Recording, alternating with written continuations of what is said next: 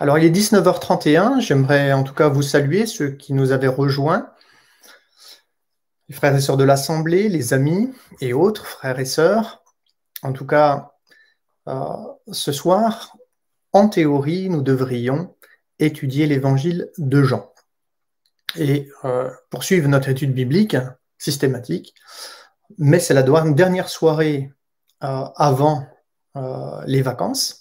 Et pendant cette période de juillet-août, il n'y aura donc plus d'études bibliques, le temps de se reposer, de se renouveler aussi. Et nous nous retrouverons bien évidemment au mois de septembre pour poursuivre ces études bibliques.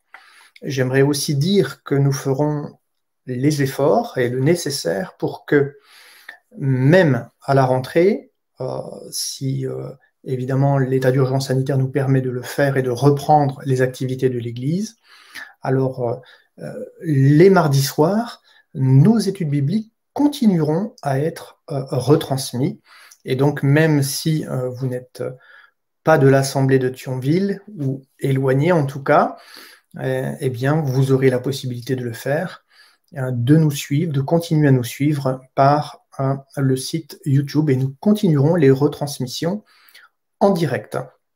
Nous avons l'habitude, lors de la dernière soirée, ou alors lorsqu'il y a des événements particuliers, de parfois faire une entorse au programme, et donc d'aborder des questions qui sont d'ordre prophétique, d'actualité, et souvent liées à Israël. J'ai posé la question à ceux qui s'étaient connectés, eh bien, s'ils souhaitaient effectivement que l'on puisse aborder ce soir la question d'Israël. Et c'est ce que je vais faire. Je vais aborder cette question-là, et vous allez voir que cette question, la question de l'annexion des territoires dits occupés, ou disputés, qui serait plus juste, eh bien, il y a une question profonde et qui nous concerne en réalité tous. Parce qu'évidemment, au-delà de disputes de territoire, d'occupation, d'annexion ou pas, il y a des réalités spirituelles qui sont profondes et qui touchent même notre vie d'Église et la manière dont nous vivons notre foi chrétienne. Alors, je vais vous inviter à le découvrir. En tout cas, juste pour que nous nous replacions dans le contexte, vous savez que Donald Trump a fait une proposition au gouvernement d'Israël pour permettre l'annexion de certains territoires, mais aussi la création d'un pays palestinien au sein du territoire israélien. Donc il s'agit d'une transaction de la terre d'Israël. Certains pourraient croire que j'y suis entièrement favorable. C'est difficile de dire qu'on y est favorable ou pas, parce qu'en réalité, c'est tout ce territoire qui appartient au peuple juif. Peut-être que vous ne le savez pas, mais c'est vrai qu'au niveau des médias, on parle beaucoup, c'est illégal, c'est contraire au respect du droit international, etc., etc. Mais ce discours, c'est un discours mensonger et trompeur. On ne dit pas la vérité aux Français et au monde. Il y a une volonté d'abuser des médias pour influencer tout simplement les citoyens. Et malheureusement, cela véhicule, cela anime, cela fait, vous savez, c'est comme quand on veut maintenir un feu, hein, on ajoute du bois dans le chaudron, ben, pas dans le chaudron, mais on ajoute du bois, et finalement, malheureusement, c'est ce qui se passe aujourd'hui dans le monde. Il y a quand même une volonté, qu'elle soit, euh, qu'elle soit consciente ou inconsciente, mais il y a une réalité, il y a une animosité qui est aujourd'hui engendrée et qui est maintenue, entretenue par les médias contre Israël. Si vous ne le saviez pas, je ne sais pas, peut-être que certains pourront faire une recherche sur Internet, mais vous n'avez peut-être jamais entendu parler du traité de San Remo. Alors bien sûr, on parle de Balfour, traité de Balfour, Mais sachez que la Palestine n'a jamais été un pays dans l'histoire. Ça n'a jamais existé. Vous pouvez regarder partout dans un dictionnaire, etc. Le mot Palestine a été donné au territoire d'Israël par l'empereur romain Hadrien, qui a débaptisé la terre d'Israël en l'an 135 après Jésus-Christ, après avoir maté une révolte juive qui était menée par Bar Korba. Bar Korba était à son époque, en l'an 132, et bien avant, hein, puisqu'il est né avant forcément, a mené une révolte contre l'Empire romain, et cela a conduit, encore une fois, à plus de 500 000 morts, des deux côtés d'ailleurs, surtout du peuple juif. Et cette grande révolte fait que cela a entraîné une colère au sein de l'Empire romain, et l'empereur Hadrien, pour humilier le peuple juif, a décidé de débaptiser la terre d'Israël et de lui donner un nouveau nom. Le nom qui est le nom du plus grand ennemi du peuple juif dans son histoire, c'est les Philistins. Et les Philistins, Pilishtim en hébreu, Pilishtim a donné en latin Palestinéa. Et de ce nom, Palestinéa, vous ferez facilement le lien avec le mot Palestine, Palestinéa, Palestine, du latin au français. Et puis, donc, l'empereur a débaptisé ce territoire pour humilier le peuple juif. Et quelque part, empêcher le peuple juif de réclamer dans l'avenir cette terre. Il y a donc eu une volonté d'effacer de la mémoire, de l'histoire, le fait que cette terre appartenait au peuple juif. On voit qu'aujourd'hui, d'ailleurs, cette réalité se manifeste aujourd'hui et même dans notre actualité. Donc, ce territoire ne s'est pas toujours appelé Palestine, c'était le territoire d'Israël. Et lorsque, au traité de San Remo ou alors au traité de Balfour, il faut savoir qu'après la guerre de 39-45, ce territoire était, avant 39-45, il était sous la domination turque ottomane. Même avant turc, c'était l'Empire ottoman. Et comme l'Empire turc s'était associé à Adolf Hitler, et que l'Empire ottoman avait l'autorité sur ces terres, hein, c'était eux qui dominaient sur ces territoires, donc la Palestine faisait partie en réalité de l'Empire ottoman, ce n'était pas un pays, pas du tout. Et comme la Bretagne fait partie de la France, par exemple, hein, ou les Corses font partie de la France, ben, c'est pas un État. L'État breton n'existe pas, l'État corse n'existe pas, et l'État palestinien n'existe pas, tout simplement. Et donc, les Turcs se sont associés à Adolf Hitler. Il y a même eu, chez les Waffen-SS, à l'époque, donc dans ces commandos de meurtriers, hein, dont le but était d'exterminer le peuple juif et autres, puisqu'il y a eu des Tziganes qui sont morts aussi, et d'autres encore. Et finalement, dans cette Waffen-SS, il y a eu aussi beaucoup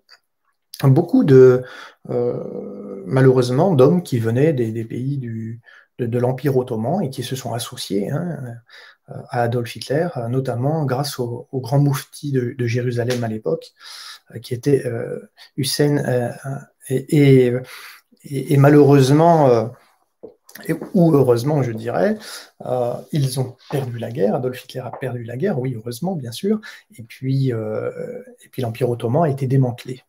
Par exemple, le Liban est devenu sous le gouvernement britannique. Hein, c'était le gouvernement français, pardonnez-moi, qui donc gérait ce territoire du Liban et de la Syrie, avec le gouvernement libanais ou le gouvernement syrien, avec la France. Et puis les Anglais, eux, s'étaient partagés, puisque ceux qui avaient gagné la guerre de 39-45 s'étaient partagés, hein, les territoires vaincus, et de l'Empire ottoman démantelé, il y a eu ce territoire de Palestine. Et celui-là a été donné sous le gouvernement de l'État britannique. Et l'État britannique, il y a eu un traité, le traité de San Remo, c'était le premier, où il a été question déjà du partage et la volonté de créer un foyer national juif en Palestine, à côté d'un autre État arabe, c'est-à-dire de diviser ce territoire en deux. Et puis, il y a eu, bien sûr, le traité de Balfour, et le traité de Balfour a prévu donc de séparer le territoire de Palestine en deux, une partie arabe et une autre partie juive. Et c'était la frontière naturelle du Jourdain qui serait, donc c'est-à-dire cette rivière, qui ferait la frontière entre ces deux pays. Et lorsque l'État juif est né en 1948, les Arabes n'ont pas accepté la création de l'État juif, conformément au traité de Balfour et au traité de San Remo, et ils ont donc fait la guerre au jeune État d'Israël le lendemain de la déclaration d'indépendance, en 1948. Et la Jordanie a envahi le territoire d'Israël et a annexé illégalement les territoires qu'elle a gagnés, qu'elle a pris lors de cette guerre d'extermination d'Israël. Par la grâce de Dieu, ils n'ont pas réussi, bien sûr, à détruire le tout jeune État juif, mais ils ont quand même pris des territoires qu'ils ont annexés illégalement. Mais là, ça n'a dérangé personne, bien évidemment, et ils ont appelé ces territoires la Cisjordanie. On comprend d'ailleurs, puisque le côté finalement est du territoire de Palestine est devenu la Transjordanie, et les territoires qu'ils ont volés à l'État juif naissant, en ayant fait la guerre au peuple juif, et a été annexé illégalement par la Jordanie, et ça s'est appelé la Cisjordanie. Ces fameux territoires qui, aujourd'hui, sont revendiqués par le faux peuple palestinien. Je dis faux peuple palestinien parce qu'il n'y a jamais eu dans l'histoire de peuple palestinien. Le seul peuple palestinien qui existait dans l'histoire, c'était les Philistins, qui ont été entièrement détruits lors des différentes guerres entre les Assyriens et les Égyptiens. Donc, ce sont surtout voilà, donc ce sont bien sûr, il y a des habitants, il n'y a pas de souci. Mais par exemple, Yasser Arafat, il avait la nationalité égyptienne, par exemple, et Mahmoud Abbas, c'est un Jordanien. Donc, ils n'ont pas du tout la nationalité palestinienne parce que ça n'existe pas, tout simplement. Tout ça, c'est des dictons. Maintenant, je vais aboutir à tout ça parce que dans ces territoires qui sont revendiqués par les Palestiniens et les Israéliens, à juste titre pour les Israéliens, et conforme au droit international, contrairement à ce qu'on vous dit, bien sûr, eh bien, il y a cette revendication dans ce plan de paix de Trump de redonner la vallée du Jourdain à Israël et donc de confirmer l'annexion de ces territoires. Alors, en réalité, il ne s'agit pas d'annexion, c'est simplement reprendre les territoires qui lui appartiennent. Donc c'est réinvestir les lieux et reprendre ces territoires qui leur ont été volés, mais on parle dans l'actualité d'annexion. Et puis il y a la Judée et la Samarie. Alors la Judée et la Samarie ont une histoire particulière en Israël. Et si on veut comprendre le fond du problème, eh bien évidemment il faut dépasser même le cadre de l'histoire et de ce que l'on vit actuellement. La Judée et la Samarie, ça doit nous parler à nous qui sommes chrétiens et qui connaissons un petit peu l'histoire biblique. La Judée et la Samarie nous parlent de deux territoires en Israël. Et évidemment, quand on parle de territoire en Israël, eh bien, on parle de tribus. Parce que c'est à des tribus, lors du partage du pays de Canaan, qu'ont été confiés des territoires, puisqu'il y a eu un découpage de la terre d'Israël par rapport aux 12 tribus.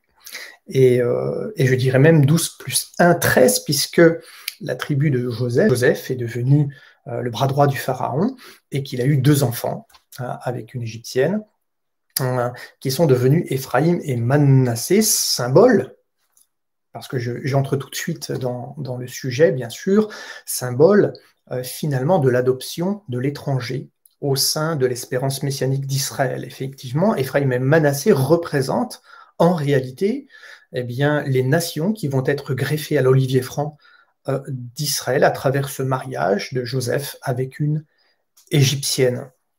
Et de ces enfants-là, Ephraïm et Manassé, vont être également donnés des territoires lors du partage du pays de Canaan. Et on sait que Josué va faire ce partage, et on voit, on s'aperçoit que finalement le territoire de Judée et de Samarie, qui sont aujourd'hui des territoires disputés, nous ramène à l'histoire de deux hommes, Juda, le tribu de Juda, forcément, ça c'est facile pour vous de le deviner, je l'imagine, et puis la Samarie, qui finalement était un territoire, c'est le territoire de Manassé. Alors, lorsque nous regardons aujourd'hui ce qui se passe en Israël, on remarque que le territoire de Judée et de Samarie ont toujours été des territoires qui ont quelque part excité les nations, qui ont énervé les nations, qui ont entraîné, je dirais, une guerre, qu'elle soit médiatique ou autre, politique, tout ce que vous voulez, économique, une guerre contre Israël pour posséder ces territoires. Les nations sont en guerre contre Israël et les nations ne veulent pas que ces deux territoires appartiennent à Israël, soient reconnus comme faisant partie d'Israël.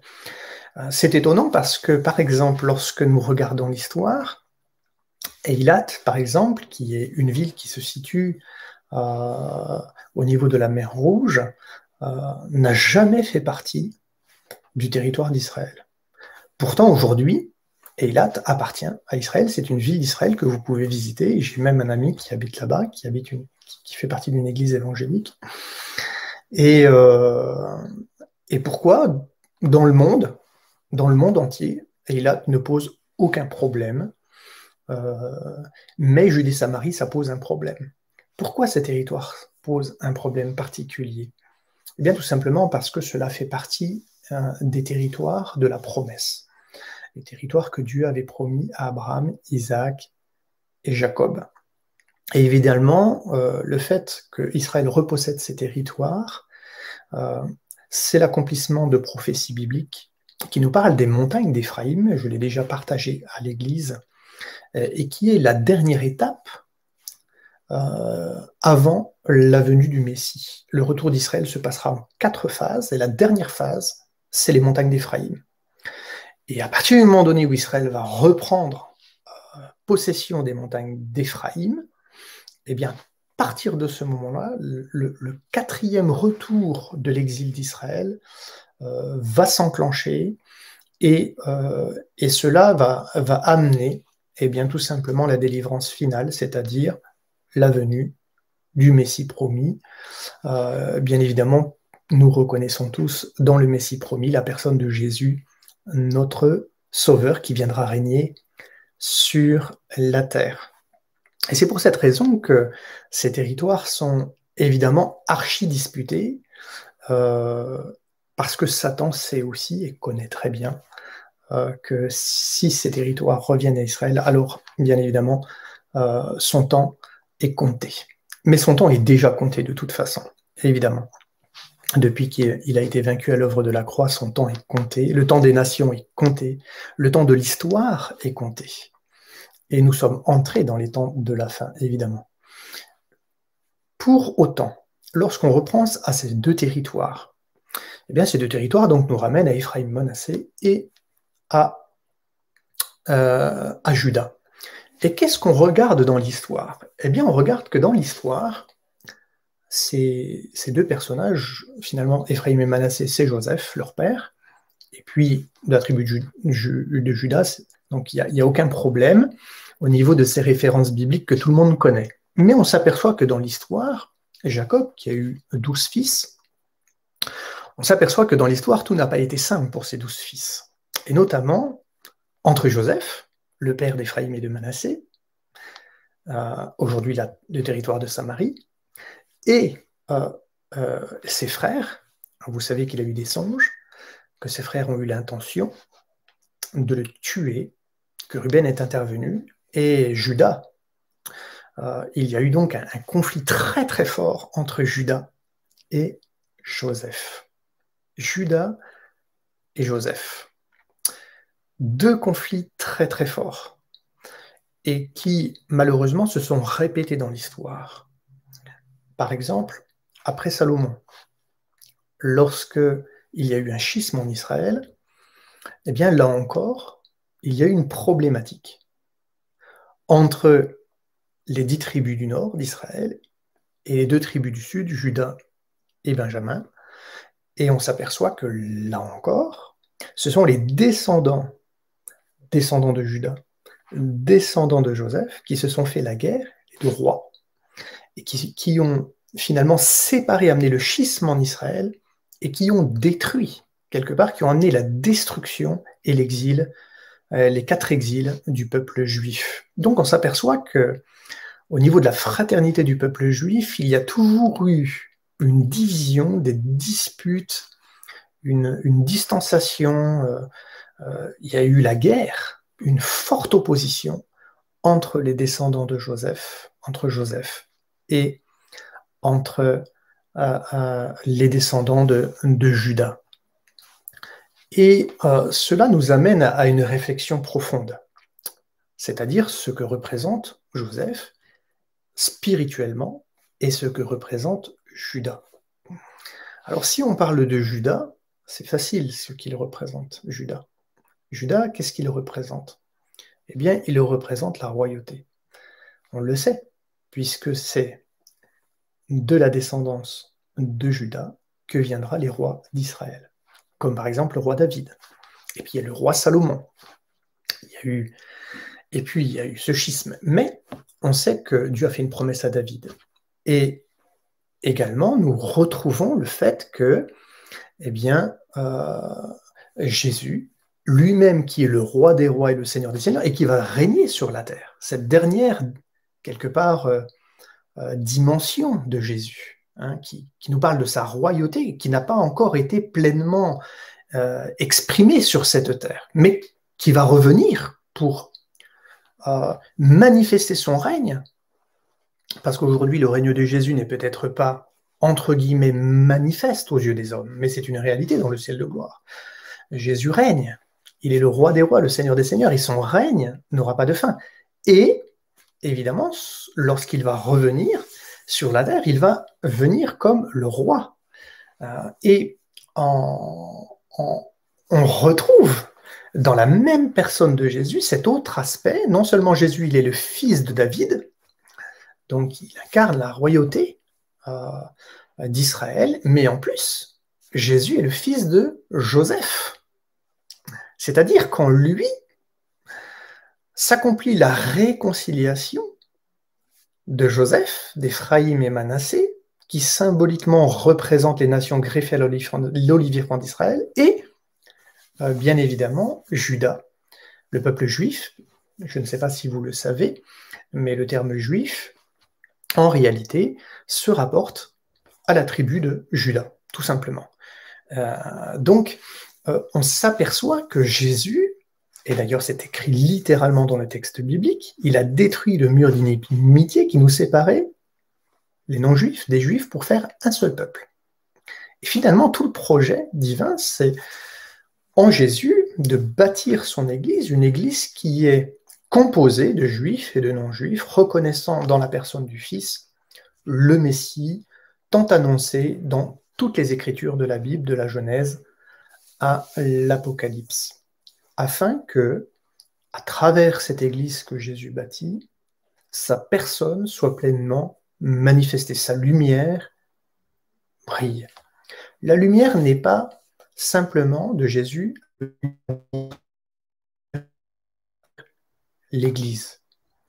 Et si, à travers la dimension de la royauté, s'exprime la notion de la nation, car un roi est appelé à régner sur une nation. Sans nation, il n'y a pas de règne. Et c'est une réalité parce que quand on considère la terminologie biblique, le mot roi en hébreu, Meler, en réalité signifie celui qui dirige, celui qui conduit. Et ça vient d'un mot en hébreu, alar, qui est marcher. en fait, c'est celui qui montre la marche. Et donc, malheureusement, on a traduit par Meller par roi. Mais ce n'est pas vraiment le terme, en fait. Ce n'est pas vraiment la définition. Et quand on regarde la notion étymologique, on s'aperçoit que Meller, que nous avons traduit par roi, c'est celui qui dirige, celui qui indique la marche à suivre. Et bien sûr, il l'indique à une nation. La dimension de Joseph, lui, c'est une dimension qui est différente.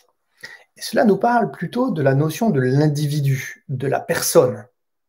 Et finalement, on s'aperçoit qu'à travers la notion de Judée-Samarie, à travers la notion de Judas, des deux personnes, de Judas et de Joseph, et à travers la notion de la royauté de celui qui dirige, et de Joseph, qui lui aussi va finir par devenir un dirigeant, mais qui au départ, à travers sa propre vie, sa propre histoire, eh bien, va être instrumentalisé par Dieu pour bénir une nation.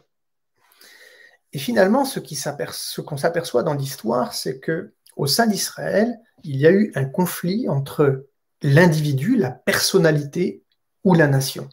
Finalement, la priorité, c'est quoi? Est-ce que la priorité, c'est d'être un individu qui est connecté à Dieu, qui est uni à Dieu, qui obéit à Dieu, qui est sanctifié par Dieu et qui se sanctifie en obéissant à la parole de Dieu et qui appartient à Dieu? Ou est-ce que ce qui est important, c'est l'Église? C'est l'Église, et c'est uniquement de l'Église. L'individu n'a pas d'importance, mais uniquement l'Église. Et bien évidemment, le roi est là pour, celui qui dirige, il est là d'abord pour amener bien évidemment, notre attention sur la notion de la nation. Car la priorité de celui qui dirige, c'est la nation, c'est pas sa personne. Alors que dans la notion de Joseph, la priorité n'est pas la nation, c'est la personne. Et on s'aperçoit que ce problème entre l'individu et la collectivité est une réalité qui a divisé le peuple juif et qui finalement divise encore même l'histoire de l'Église. Déjà, simplement entre les chrétiens juifs et les chrétiens non juifs. Dès le début de l'histoire, il y a eu un schisme. Et même les juifs chrétiens, qui étaient les premiers chrétiens d'ailleurs, se sont retrouvés vite en minorité dans les premières églises, parce qu'évidemment, la volonté de toute façon de Dieu, c'était de sauver toute l'humanité, et à terme, il y a beaucoup plus dans l'humanité de non-juifs que de juifs. Et donc, évidemment, ce peuple allait devenir minoritaire. Il n'empêche que, malheureusement, ils ont perdu, évidemment, on a presque, malheureusement, dans l'histoire de l'Église, effacé la trace même des Juifs au sein de l'Église. Et même le christianisme, malheureusement, a combattu Israël. Et les Juifs devaient se faire débaptiser, en tout cas leur nom, pour adopter des noms grecs, des noms romains. Parce que à l'époque, l'Église considérait, la première Église, bien sûr, elle considérait, l'Église traditionnelle, je parle, l'Église catholique romaine, elle considérait que, à partir d'un moment donné, on se convertissait au christianisme, alors, eh bien, cela devenait notre nouvelle identité, et donc on débaptisait les Juifs pour leur donner un autre nom, afin qu'il n'y ait plus aucun repère, aucun lien avec le passé, puisqu'ils étaient devenus une nouvelle création. Donc ils perdaient leur judéité, ce qui est absolument ridicule. Bien évidemment, ce qui n'est pas biblique, ce n'est pas parce qu'un Africain se convertit au christianisme qu'il perd sa culture, son histoire. Ce n'est pas parce qu'un Américain se convertit qu'il n'est plus un Américain, qu'un Européen se convertit, il n'est plus Européen, qu'un Juif se convertit, il n'est plus Juif, qu'un homme se convertit, il n'est plus un homme, qu'une femme se convertit, il n'est plus une femme, etc. etc. C'est complètement ridicule. Mais malheureusement, c'est comme ça qu'a été vécue la réalité dans l'histoire. Et finalement, dès le départ, assez rapidement, les non-juifs ont voulu se séparer de leurs frères juifs et il y a eu des schismes également dans l'Église. Et finalement, cette réalité de cette dissension qui existe et qui est spirituelle et qui concerne la notion de l'individu et du collectivisme, elle se retrouve symboliquement à travers ces deux territoires qui sont le territoire de Judée et de Samarie. Ce que nous découvrons finalement dans l'histoire de l'Église, c'est qu'il existe deux formes deux formes de vivre l'Église. Et vous allez remarquer que dans l'Église, vous avez ceux qui viennent pour eux-mêmes, ils vivent leur petite vie chrétienne, ils ne sont pas très investis, ça ne les intéresse pas d'ailleurs, la vision d'une église ne les intéresse pas, s'intégrer dans une église et être actif dans la vision de l'église, ça ne les intéresse pas. Ils sont contents de faire partie, bien sûr, de l'église, mais pourquoi s'impliquer, pourquoi servir Dieu dans l'église, etc., etc. Ils n'y trouvent pas d'utilité. Leur priorité, c'est leur vie chrétienne, c'est qu'ils puissent s'épanouir dans la foi, c'est qu'ils puissent mieux connaître le Seigneur, et ça s'arrête là, et que leur famille soit sauvée, et voilà, leur vie chrétienne, finalement, s'arrête aux frontières de leur famille. Et puis, il y en a d'autres, c'est le contraire. Presque leur famille n'existe plus, ils se sont convertis, alors ça ne veut pas dire que leur famille n'était pas chrétienne non plus, mais ils ne vivent pas du tout la vie chrétienne d'une manière individuelle, ils se lancent totalement pour le Seigneur, ils s'investissent totalement pour l'œuvre de Dieu, quitte à s'oublier soi-même, à se négliger, à négliger sa famille, à négliger les siens, et finalement à vivre la vie chrétienne uniquement dans la perspective de l'Église que Jésus bâtit. Frères et sœurs, y a-t-il un équilibre entre ces deux visions, entre ces deux notions, entre ces deux rapports à la foi? Eh bien, en réalité, non. Il n'y a pas d'équilibre du tout, il y a un déséquilibre absolu.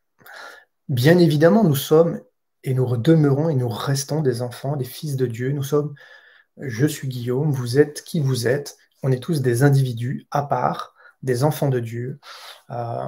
Et évidemment que Dieu sauve des hommes, des femmes, des individus. Il les sauve. Et nous devenons en Christ des pierres vivantes. Mais des pierres vivantes pour bâtir son Église. Dans le projet de Dieu, il n'y a pas simplement que des individus et pas de collectivité, pas de rassemblement, pas d'église finalement, non. Mais à la fois, l'église n'est pas l'église sans individu. L'un ne peut pas être sans l'autre et l'autre ne peut pas exister sans l'un. Et on s'aperçoit que dans la dynamique même de la notion de Jésus, le Messie, le Sauveur du monde, on s'aperçoit que Jésus s'est déjà révélé aux hommes comme le fils de Joseph. Et pourquoi il s'est révélé dans la dimension de fils de Joseph? Parce que Joseph incarne le Sauveur du monde. Donc il va sauver l'individu. Il va sauver l'individu. Et c'est en sauvant chacun de nous, en tant qu'individu, qui allons devenir enfants de Dieu par la foi, que va devenir possible le je bâtirai mon Église. Parce que l'Église, c'est un ensemble d'individus. Il n'y a pas d'Église sans individu. Mais le projet de Dieu, ce n'est pas l'individu seul, c'est l'Église. Et c'est l'Église que Jésus bâtit. C'est l'Église que Jésus prépare à son retour. C'est elle qui est la fiancée. Et il n'est impossible pour un chrétien de penser qu'il est possible de vivre sa foi en dehors de l'Église. C'est une absurdité absolue. C'est une folie de le penser.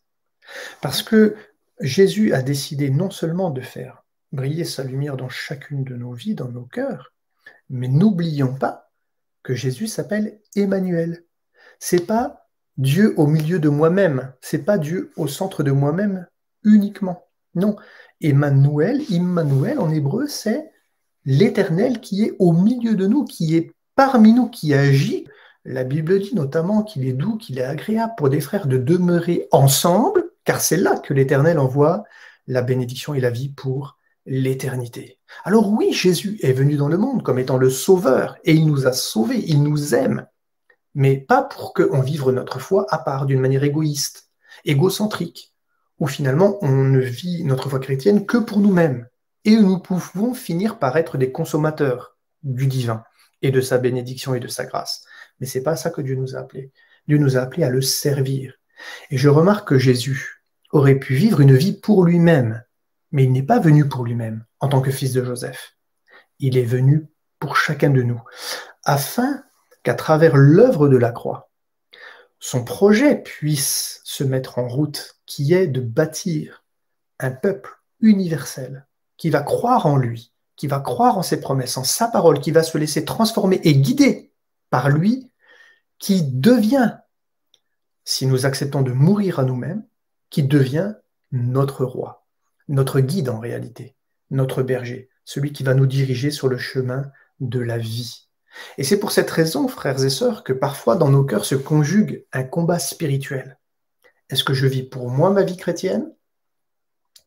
Est-ce que je la vis pour l'Église exclusivement, en m'ignorant moi-même et en m'ignorant les miens?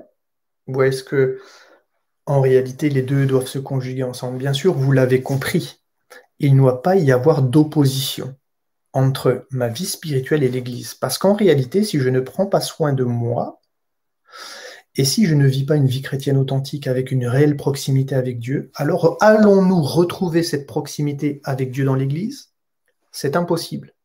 Si nous n'avons pas de véritable vie spirituelle, si nous ne sommes pas animés du feu de l'amour de Dieu dans nos cœurs, on ne va pas le retrouver à l'Église. L'Église, en réalité, nous ne pourrons vivre dans l'Église que ce que nous vivons nous-mêmes. Et l'Église, ce n'est pas un médicament pour notre foi.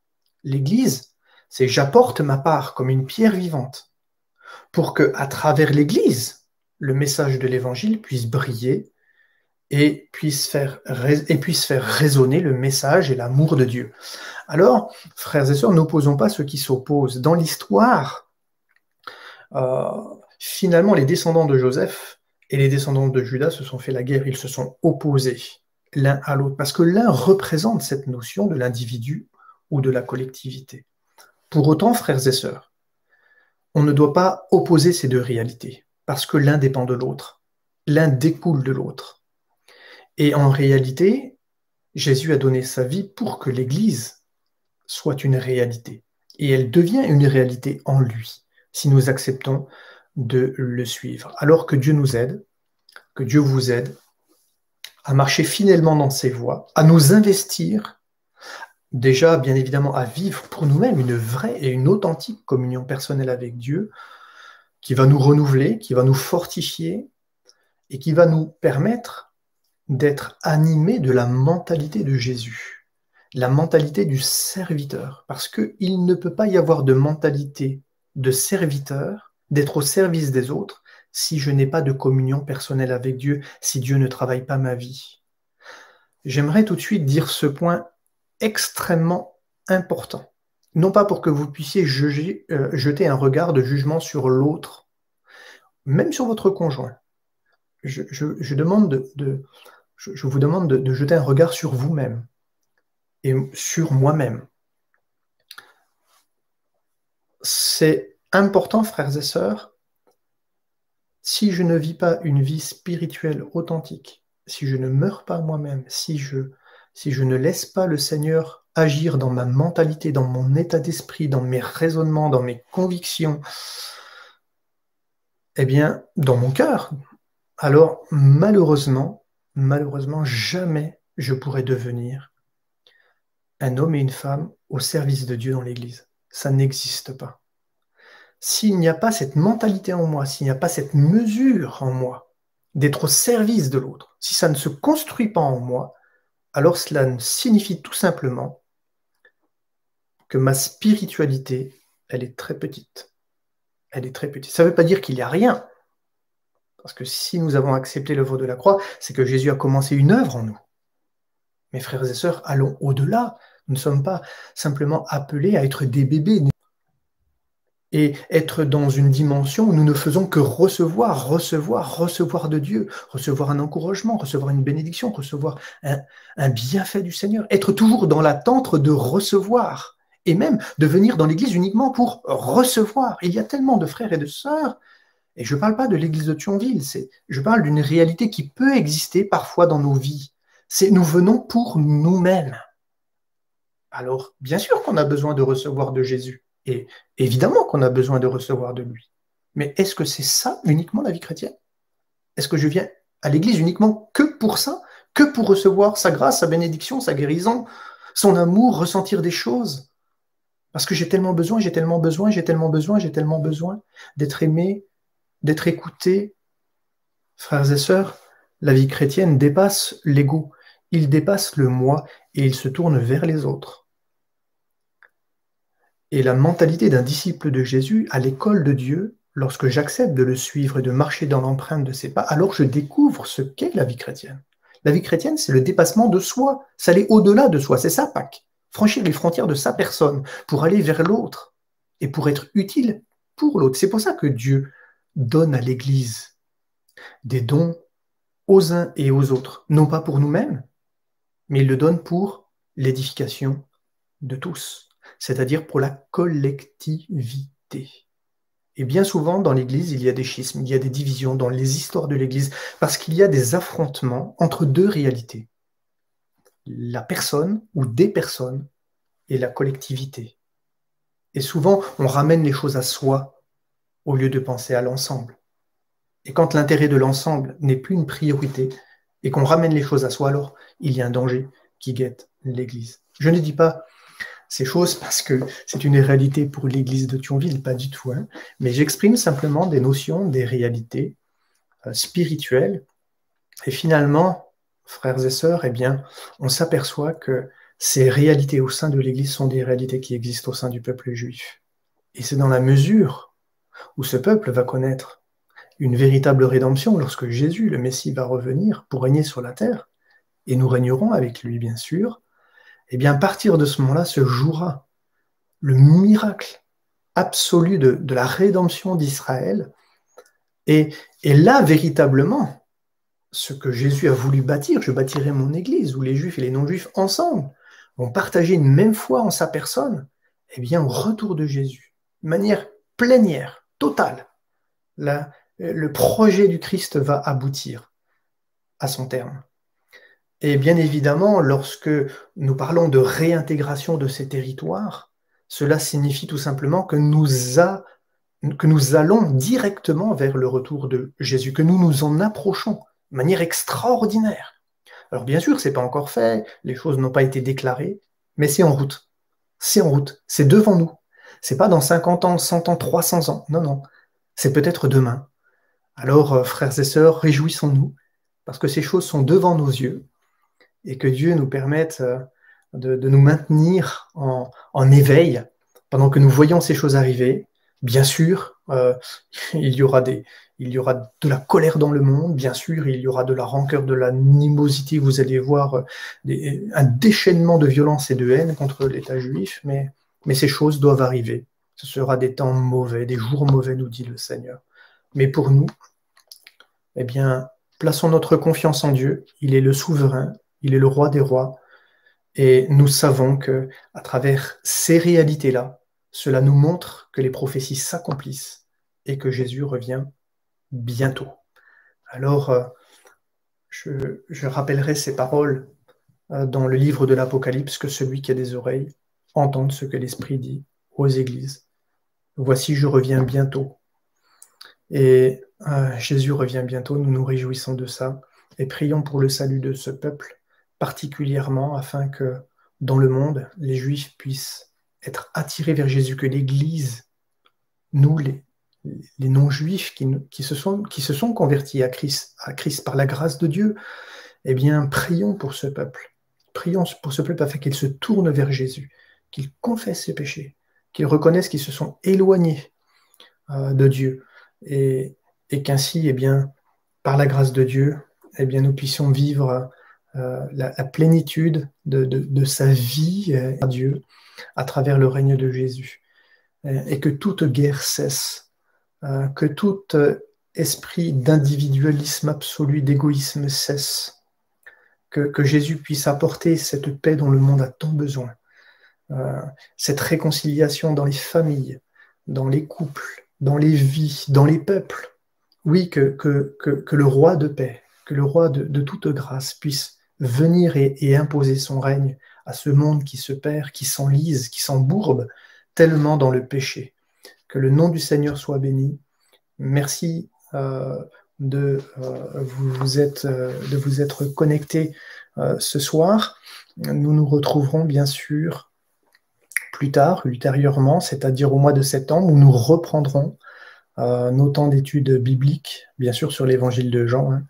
Et je vous souhaite une bonne soirée. Pour ceux qui nous suivent, c'est possible. Bien sûr, pendant les vacances, le jeudi soir, il y aura toujours des retransmissions. Par contre, évidemment, le week-end du 11-12, nous allons reprendre nos cultes et j'invite les frères et sœurs de l'Église et ceux qui veulent nous rejoindre à prendre contact avec moi par téléphone ou par mail ou à travers le mail de l'Église. Tout simplement sur le site internet, vous allez le trouver simplement, et pour me dire vos préférences concernant votre présence au culte le samedi ou le dimanche, puisque nous ne pourrons pas réunir tous les chrétiens de l'Église en un seul temps, en un seul culte. Donc il y aura 2 cultes, un le samedi, un le dimanche, et à 10h. Et merci de me dire quelle est votre préférence pour organiser ces choses. À bientôt, je vous souhaite une bonne soirée.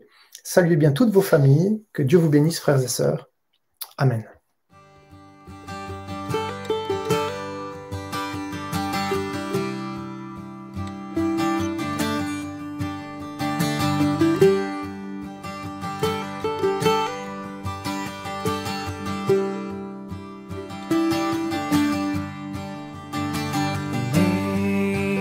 Amazing grace, how sweet the sound that saved a wretch like me. I once was lost, but now I'm found. Was blind, but now I see.